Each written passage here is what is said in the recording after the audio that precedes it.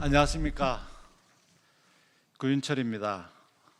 2026년 세제 개편안의 주요 내용을 말씀드리겠습니다. 최근 우리 경제는 중동 전쟁 영향에도 불구하고 AR-발 반도체 호황 등에 따른 수출 호조세가 지속되고 정부 정책 등으로 내수도 견조한 모습을 보이며 성장 모멘텀이 지속되고 있습니다. 다만 중동 전쟁, 미국의 관세 등 불확실성이 상존한 가운데 에너지 공급망의 과도한 대외 의존의 위험성과 첨단 산업 경쟁 등 당면 과제에 대한 적극적인 대응이 요구되는 상황입니다. 아울러 고유가로 인해 서민, 중산층, 청년 등의 민생 부담이 우려되는 가운데 부문별 양극화 등 구조적 과제도 지속되고 있습니다. 또한 경기 회복세에 따른 세수 호조에도 불구하고 인구 구조 변화, 양극화 대응 등을 위해서는 중장기 세입 기반의 확충도 요구되고 있습니다. 이에 금년 세제 개편안은 대체 불가 대한민국을 위한 경제 대도약 지원을 목표로 첫 번째는 잠재 성장률 반등을 지원하고 두 번째로는 민생 및 지방 지원, 세 번째는 공정 과세 확립이라는 방향으로 마련하였습니다. 첫째, 잠재 성장률 반등을 적극 지원하겠습니다. 글로벌 경제 안보와 녹색 전환 측면에서 전략적 중요성이 높은 품목을 국내 생산 판매량에 따라 지원하는 국내 생산세액 공제 제도를 신설하겠습니다.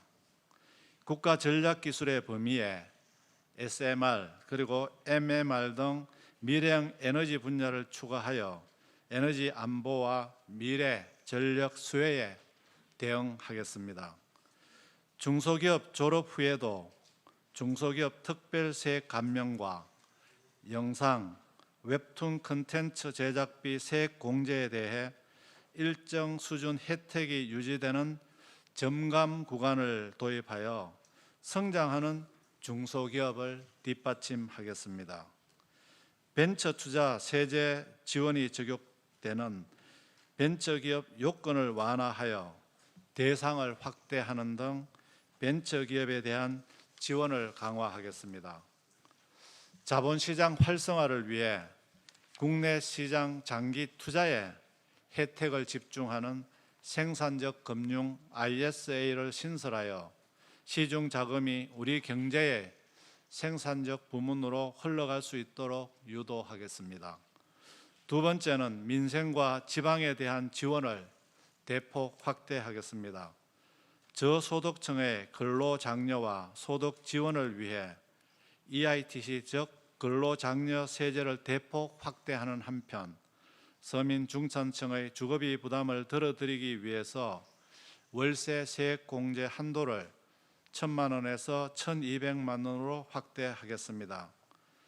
청년에 대한 지원도 확대하겠습니다. 청년형 생산적 금융 ISA를 신설하여 납입액에 대해 10% 소득 공제를 적용하고 퇴직연금 납입액에 대한 세액 공제와 월세 세액 공제에 대한 청년을 우대하여 청년의 부담 완화와 자산 형성을 지원하겠습니다. 국가적 과제인 지방주도 성장을 지원하기 위해 지방에 더 많은 혜택이 가도록 세제를 개편하겠습니다. 국내 생산세액 공제, R&D 비용 세액 공제, 통합투자 세액 공제에 지역별 계수를 도입하여 지방에 대한 세제 혜택이 수도권의 최대 1.5배가 되도록 확대하겠습니다. 또한 중소기업 취업자 소득세 감면, 고향사랑기부금 세액 공제에 대해서도 지방을 더 우대하도록 하겠습니다. 세 번째는 공정과세를 위한 조세개혁과 세제 합리화를 추진하겠습니다. 먼저 집은 바잉 즉 사는 것이 아니라 리빙, 즉 사는 곳이라는 원칙 하에 거주 중심의 주택 시장이 정착되도록 부동산 세제를 합리적으로 개편하겠습니다. 첫째, 종합부동산세 세율 체계에서 주택수 기준을 없애고 주택 가액 기준으로 단일화하겠습니다. 둘째, 1세대 1주택의 종합부동산세 과세 대상 기준 금액을 현재 공시가액 12억 원에서 공시가액 상위 2% 수준인 14억 원으로 인상하여 시가 기준 약 20억 원까지 과세 대상에서 제외하도록 하겠습니다. 이로써 주택가격 상승에 따라 과세 대상 인원이 과도하게 늘어나지 않도록 하겠습니다. 셋째, 거주용 1주택의 경우 시가 20억 원부터 30억 원 수준까지는 세액이 줄어들게 되고 30억 원부터 40억 원까지는 세액 변동이 크지 않게 하여 최대한 보호하겠습니다. 넷째, 40억 원에서 50억 원 수준을 초과하는 주택에 대해서는 과세를 정상화하겠습니다. 또한 거주하지 않는 주택과 다주택에 대해서는 기본 공제 금액을 축소하는 등 과도한 혜택을 정상화하여 과세 형평을 제고하겠습니다. 다음은 양도소득세 관련입니다. 양도소득세도 거주하지 않는 기간에 대해서는 장기 보유 특별 공제를 배제하겠습니다. 다만 거주하는 1세대 1주택에 대해서는 현재와 같이 10년간 최대 80% 공제를 적용하여 최대한 보호하겠습니다. 10년 이상 장기 거주하고 양도하는 30억 원 이하 주택은 기본 공제를 250만 원에서 2,500만 원으로 10배 상향하여 양도소득세를 경감토록 하겠습니다. 여덟 번째, 과세 형평을 고려하여 양도소득세 거주공대 한도를 신설하되 27년 내년에는 현재와 같이 한도 없이 적용하고 28년은 20억 원, 29년 이후에는 10억 원을 적용하여 양도 차익이 큰 일정 가액 이상 주택에 대한 과대한 공제 수준을 합리화하겠습니다. 아홉 번째, 65세 이상 고령자분들에게는 1주택자가 수도권에서 지방으로 이주 시 양도소득세를 최대 50% 5억 원까지 파격적으로 감면하고 종합부동산세 납부 유예도 확대하겠습니다. 어려운 지방주택 시장이 활력을 되찾도록 현재 인구 감소 지역 주택에 국한된 세제 혜택을 광역시를 제외한 비수도권 전역 지역으로 확대하여 지역균형 발전을 뒷받침하도록 하겠습니다.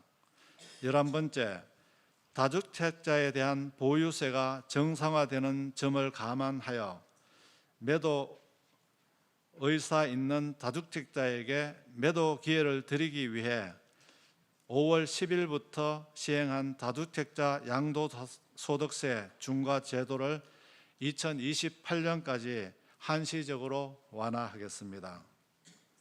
부동산 세제 개편이 시장에 안착될 수 있도록 종합부동산세는 내년부터 2028년까지 연차별로 시행하고 양도소득세는 내년 1년간은 유예기간을 거쳐 2028년부터 점진적으로 정상화하겠습니다.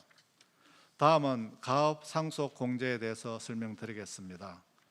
가업 상속 공제는 당초의 제도 취지에 부합하도록 공제 대상 업종, 요건, 공제 한도를 재설계하여 전문 기술과 노하우의 승계에 대해 공제가 적용되도록 개편하겠습니다. 또한 친족이 아닌 제3자에게 사업을 승계하는 경우에도 매도자와 매수자에게 세제 혜택을 주는 특례를 신설하여 기업의 승계를 지원하겠습니다. 조세 지출은 그간 지속적으로 일몰을 연장해 오던 관행에서 벗어나 전체 241개의 약 50%인 115개를 정비하겠습니다. 지원 목적을 달성하였거나 실효성이 낮은 제도는 과감하게 종료하고 조세 지출보다 재정 지원이 효과적인 제도는 재정 지원으로 전환하는 한편 지원이 여전히 필요한 제도는 상시화하거나 정책 목표에 맞춰 재설계하겠습니다. 최근 자본시장 발전의 저해 요인으로 지적되어 온 인위적인 주가 누르기를 방지하기 위해 PBR이 오랫동안 과도하게 낮게 유지된 주식에 대한 세법상 평가 방법을 개선하겠습니다. 존경하는 국민 여러분, 이번 세제 개편안은 잠재 성장률 반등을 위한 지원 방안과 서민, 중산층, 청년, 지방 등 민생 안정 지원 방안을 최대한 충실히 반영하고자 했습니다.